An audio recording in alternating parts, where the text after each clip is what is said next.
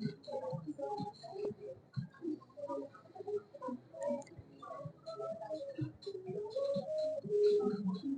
welcome back, everyone.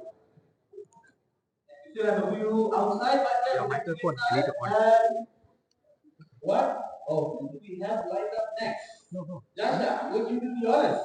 Okay, Marcus, I'm sure everyone is super duper excited for this main stage icon because he is the 5 times TEDx speaker and world champion of public speaking 2015, and he will be sharing on the power of words. Please welcome our motivational speaker and world champion of public speaking all the way from Kingdom of Saudi Arabia, the one and only Mohammed Al-Fatah.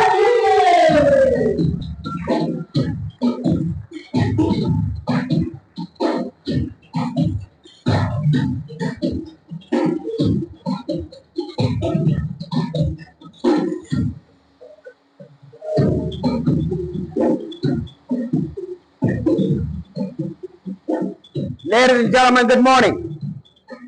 Can you hear me? Everybody in the room, can you hear me? Fantastic. Now, I like to play a little bit of a warm-up at the beginning. Anybody here who was born in January, February, or March? Please stand up. If you are born in January, February, or March, please stand up. Now, for this first group, I want you, while you're standing up, to put your hands like this. Just keep a distance, okay? Anybody who was born in April, May, or June, please stand up. If you are born in April, May, or June, please stand up. Now, for people in the second group, put your hands like this. Anybody who was born in July, August, or September, please stand up. July, August, or September, please stand up. Now, for this third group, do this.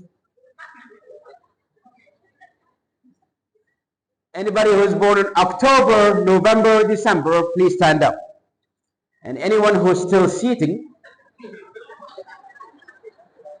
where did you come from? All right, for the last group, do this. Now, the trick here is to pause and don't move.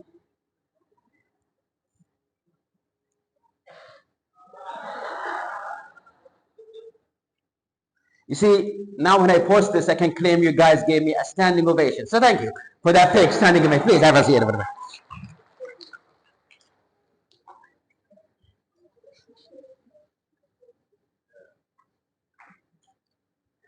Ladies and gentlemen,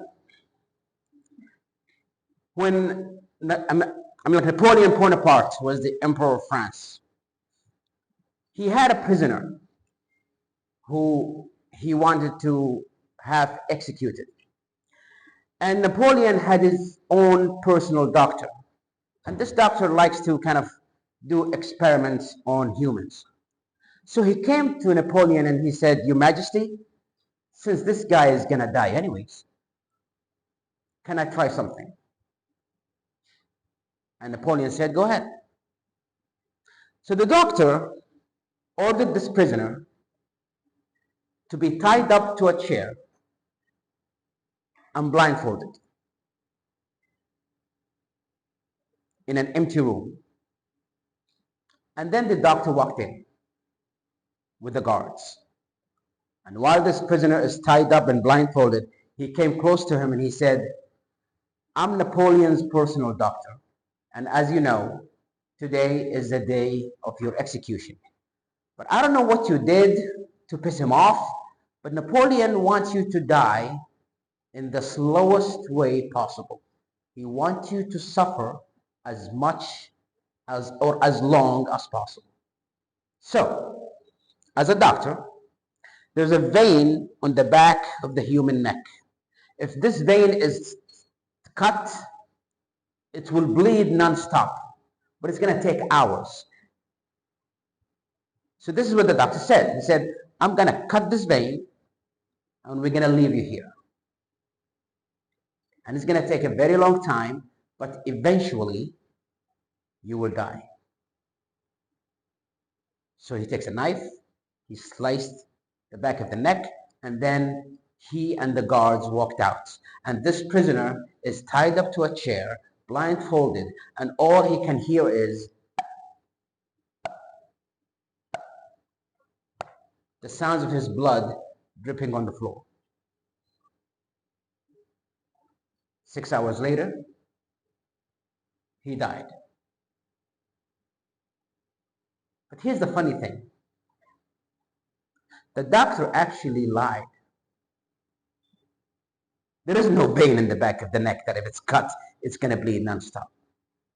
What the doctor said is he did cut the back of the neck, a little blood came out, and at the bottom of the chair, he had a faucet installed. He just opened the faucet, and the faucet was dripping water. But because this guy believed that he's going to die, he actually did. Because his brain believed he's going to die. His body shut down even though he only lost a few ounces of blood. And this, ladies and gentlemen, is how words have a greater impact. You can easily control people by the written word or by the words that you actually say. In fact, do you guys know what happened to Richard Nixon? Why he actually resigned, as a president? Anybody? So Richard Nixon, the reason why he resigned is because some people who were working for him spied on the Democratic Party. They got into their headquarters and installed some microphones so they can spy on them during the campaign. Now here's the thing.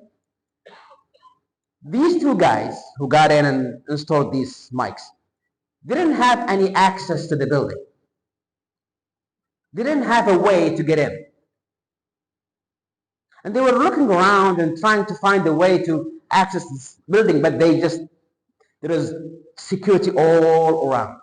But they noticed there's a door that janitors used from the back. But the janitor, every time he leaves, he always closes the door behind him. Always. So they did something so simple. They just took a piece of paper and they wrote on it, "Please always keep this door open." And they put it on the door from the outside. And when the janitor next day tried to leave and he saw the sign, because it's written, he thought, oh, this is an official sign. So he actually left the door open. And that's how they got access to the building. All it took is just one piece of paper. When I was 7 years old, I remember I was sitting at the front of the class. And a teacher walked into the classroom. And he placed a book in front of me and asked me to read. Now, I grew up with a severe stuttering. So when I started reading, I was stammering and stuttering and the words couldn't come out. And he slapped my face. He thought I was just making fun of him. Or, being a clown. Read again. I tried again and again. I stuttered and he slapped me again. Are you stupid or something? I said, read again. And I tried for the third time and I still couldn't speak. And he said, you know what? Stop. You're worthless. He took the book and he gave it to another student to read. But that one sentence, you're worthless. Because he's a teacher. He's a person that I looked up to. I believed what he said. Maybe I am worthless. I should be ashamed of myself. And I decided at that moment that the best way for me is just to keep my mouth shut. I shouldn't speak.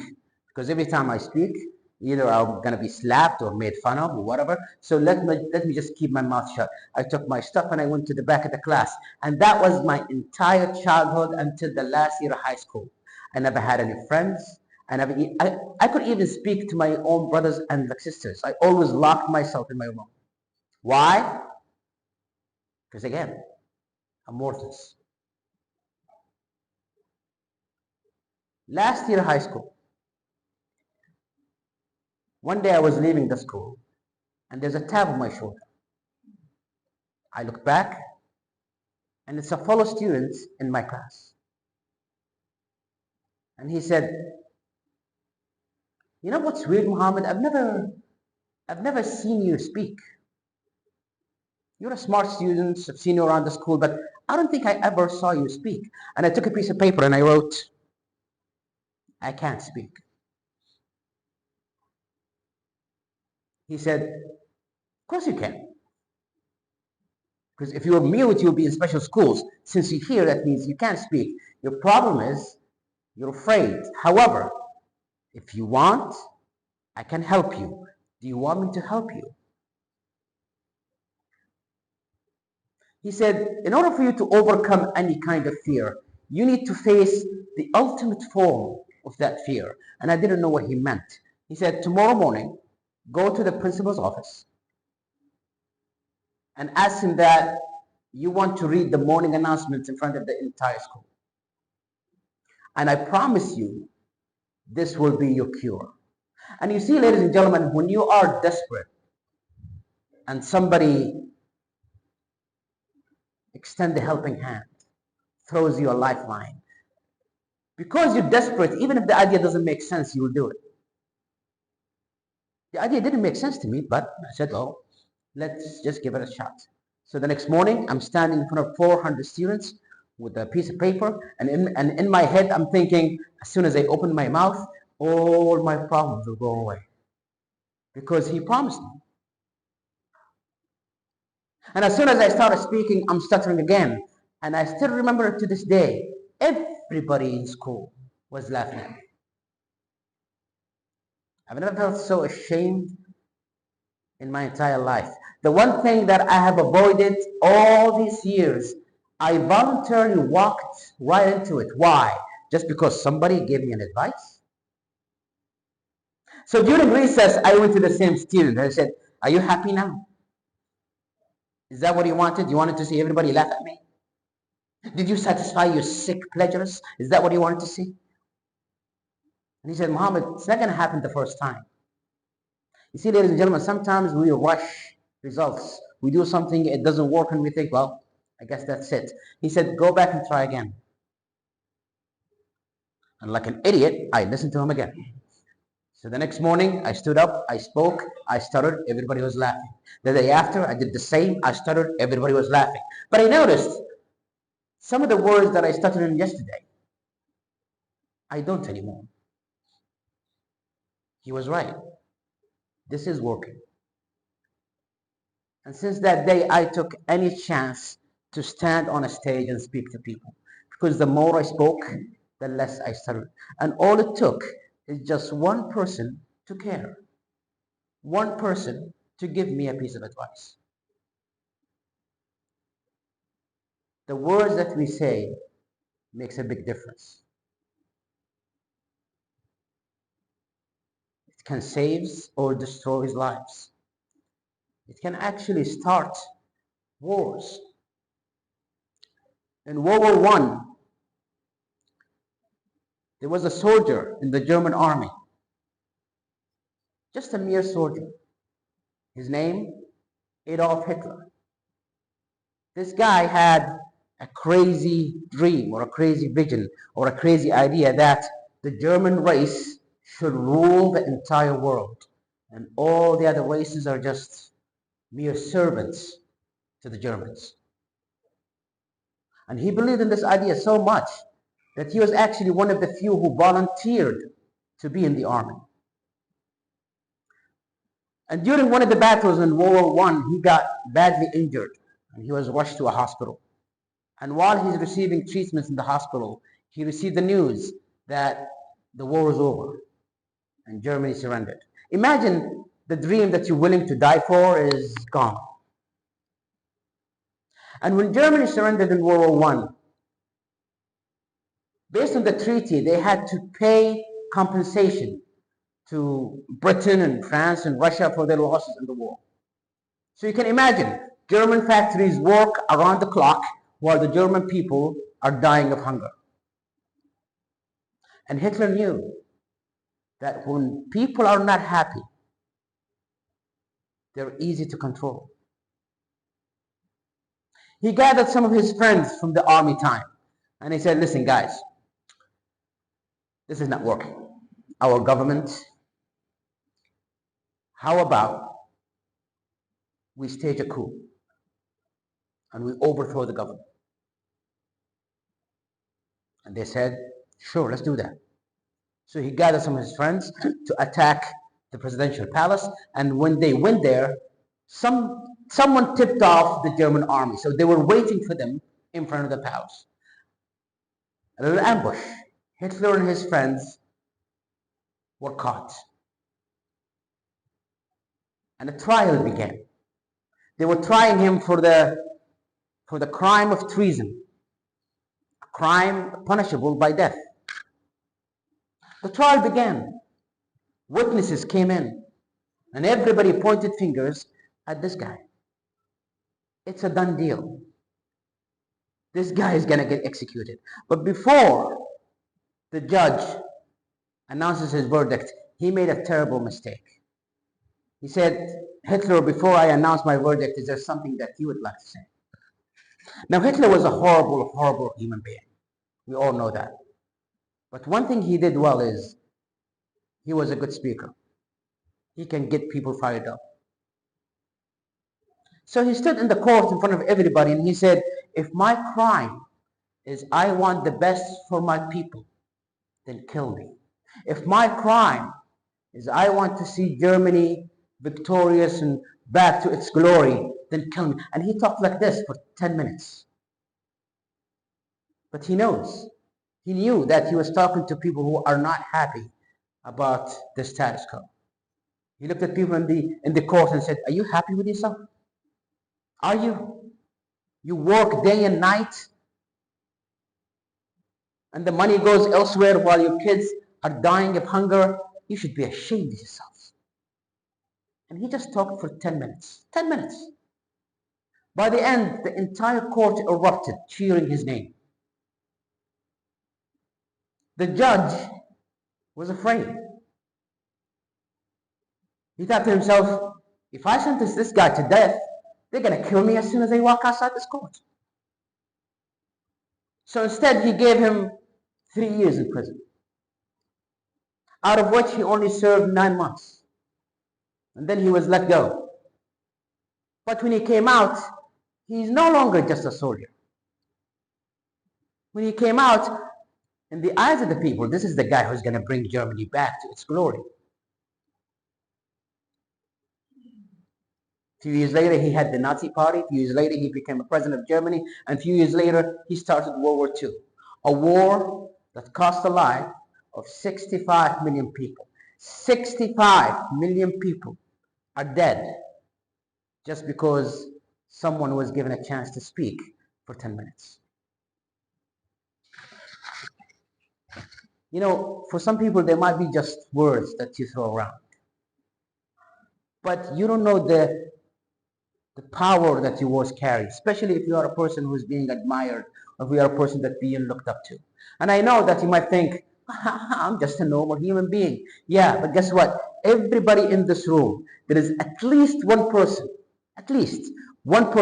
who looks up to you as a role model. And this is true for everybody here. At least one person look up to you as a role model.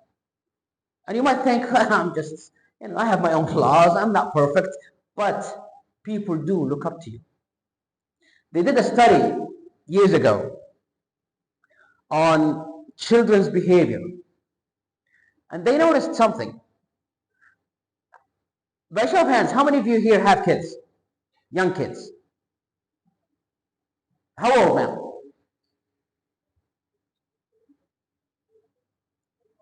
Oh, anything younger, like 8, 7, anybody?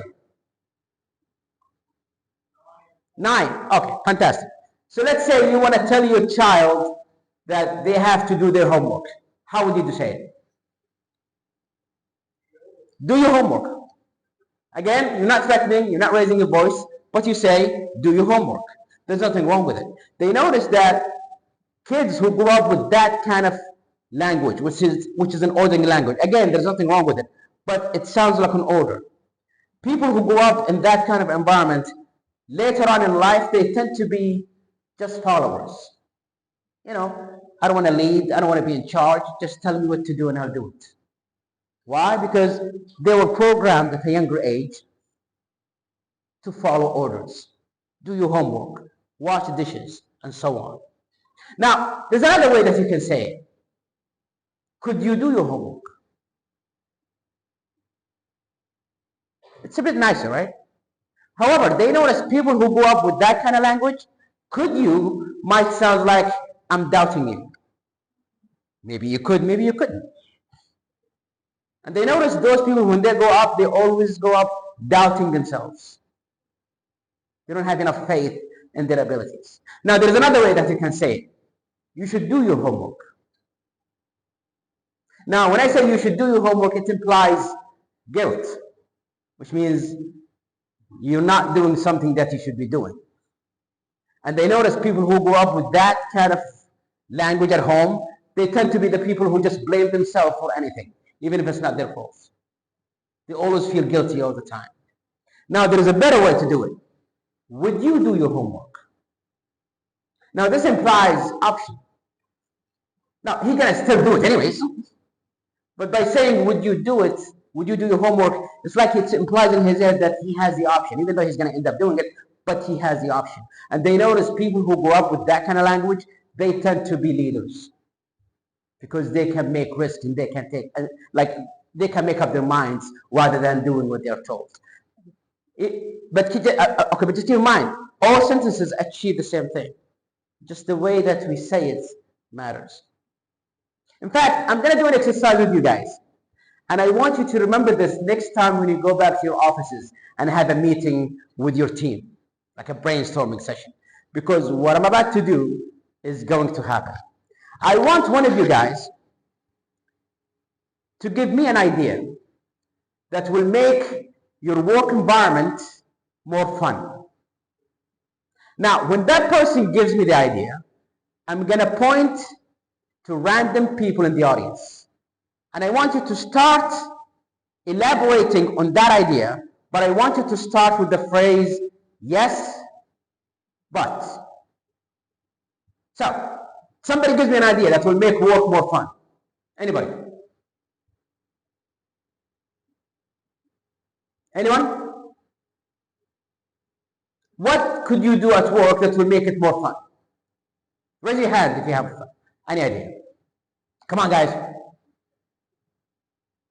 Yes, over there, yes. Ask why not. No. We'll start with the idea first. So, the idea. Just give me an idea that will make your work environment more fun.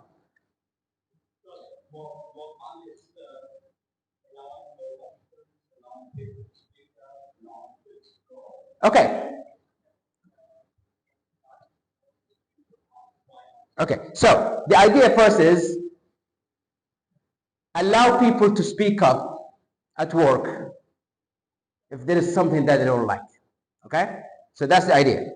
Allow people to speak up if they're not comfortable. Now, I'm gonna point at people. I want you to start with yes, but, and then say something.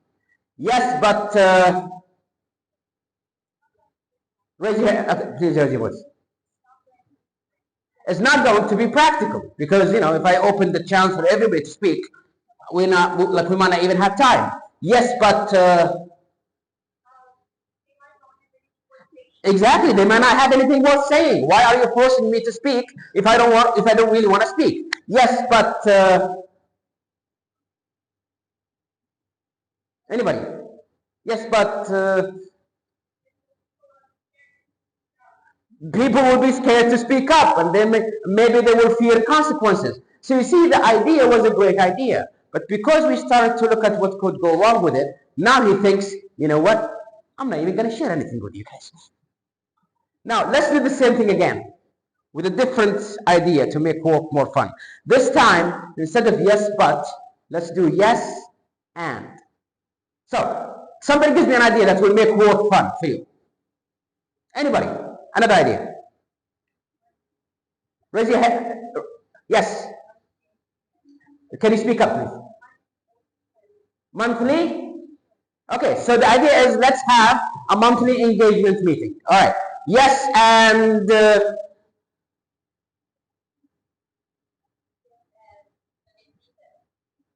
we can even do it when it's needed. All right. Yes, and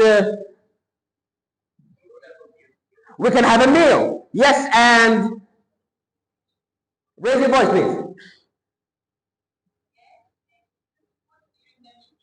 And bring food during meeting. Yes, and huh?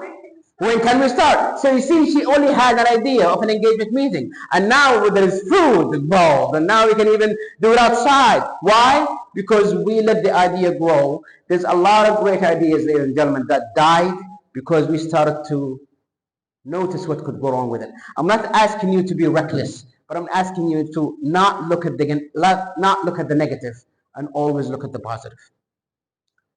And all it took is just one word. Yes, but, and yes, and.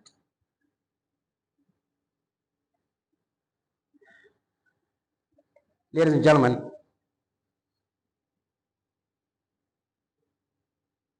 in 2015, I won as the world champion of public speaking, as the best speaker in the world. And I've been traveling the world speaking all over the place. But something peculiar happened in 2017. I flew to my hometown, which is a small town in the south side of Saudi Arabia. I flew there to visit my parents. And one day, I was at the gas station, and I'm pumping my car with gas. And while I'm doing so, I looked over, and I see an old man walking on a cane. I looked closer. I recognized that old man. That was the teacher who slapped my face and told me I was worthless. I was like, hey, come here. I've been waiting for this. But then I decided, wait a minute. It's been decades. Why hold a grudge? Let's just go and say hi. So I went to him. I shook his hand. And I said, I don't know if you remember me. And he said, yeah, I remember you were in my class. And I'm so proud of you. I've seen you on the news and all over. And whatever. I'm like, yeah, okay. Listen, I just want to say, I forgive you. And he said, for what, son? And I said, you don't remember? In first grade, you slapped my face in front of everybody and told me I was worthless? And he said, sorry, son, I don't remember. The very next year, I'm speaking in a big event in Riyadh, the capital of Saudi Arabia. There's a huge crowd. And after I'm done speaking, usually when I'm done and I step down, people come to me, they want to take photos and, talk or whatever. And while I'm talking to a bunch of people, I see someone walking down towards me. I looked closer. I recognized the man. It was the student who gave me the advice of speaking in front of people to cure my stuttering. He literally saved my life. I couldn't believe it. I went to him and I hugged him so tight. I said, I've been looking all over for you. I've always wanted to say thank you. And he said, for what? I said, you don't remember in high school, you told me to stand in front of the school and start speaking, and that's how I overcome my, stammering and my stuttering. And that's actually how I ended up here. And he said, sorry, Muhammad, I don't remember. Both people didn't remember. One of them crushed the life of a little boy, and the other one saved it. And they both don't remember. The reason why I'm saying this, ladies and gentlemen, the things that we say for us may not matter. But for the person who's listening, it makes a really big deal. You see, when you are in a leadership position, people sometimes forget that you're still a human being. You have good days and you have bad days. And maybe one day that you might be having a bad day and you walk into the office and you're not in the right mood and you tell someone in your team, this is unacceptable. You're an idiot. You're stupid. You didn't mean anything by it. But again, that person might be looking up to you. You crushed him. On the other hand, when you're walking in the hallway and you see one of your colleagues or one of your teammates and say, hey, I'm proud of you, man. Great job. Again, it's just words. But maybe that's what that person has been waiting to hear all day. And years from then, they might come back to you and say, we want to thank you for being the best boss or the best person that I ever worked with. And you might actually say, sorry, I don't remember. You know, ladies and gentlemen, we're all going to die one day. We are all going to leave this earth. Ask yourself, did you leave it a better place just by being here? And if the answer is no, then I'm sorry, you're just a number, a statistic. When that day comes and people hear that you're passing away, there will be three types of responses. People might say, oh, thank God he's dead. It's about time. Or they might say, oh, okay. Or they might say, what? Oh no. Are you going to get an oh no? I really hope that you do. Thank you so much for listening.